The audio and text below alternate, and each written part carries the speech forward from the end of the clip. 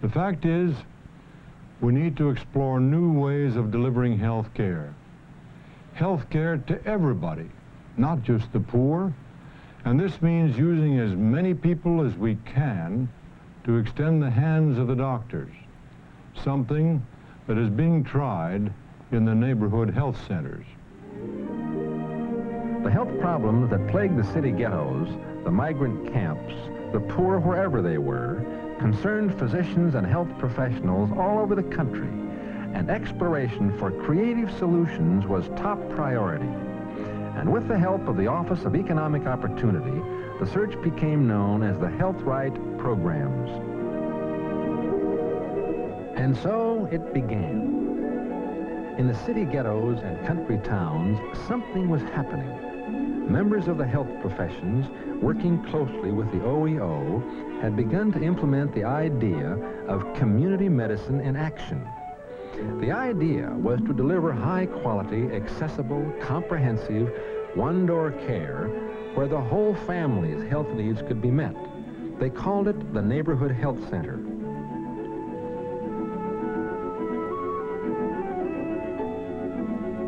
And the neighborhood was so involved in it that in little towns like El Viso, California, they built it themselves.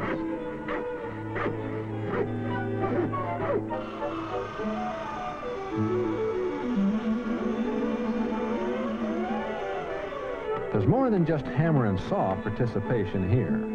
This is community participation, because this group, voluntarily building its own center, has a unity of strength that can address other problems too. And as they break for lunch, they may well talk about things like housing and education and welfare. Community worker Tom Uredale puts it this way.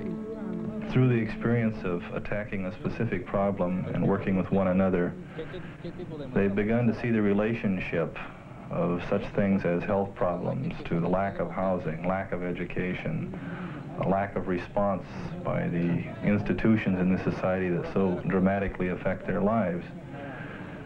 And not only do they have, at least some of them have, for the first time, a positive image of themselves, but they're beginning to see ways that they can move, possibly, to change some of the other areas of their life.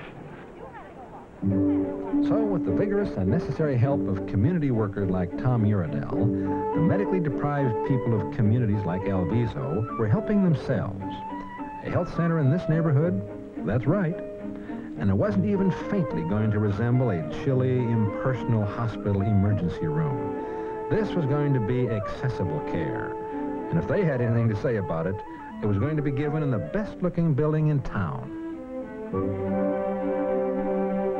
The centers didn't have to be magnificent or even elaborate to begin with. San Francisco's first quarters were in house trailers, drawn up around this attractive courtyard. But they did have to be convenient and comfortable and easy of access, with pleasant waiting rooms in which neighborhood people would feel welcome and at home. Poor people aren't so far outside the mainstream of medical care that they don't want what other people want.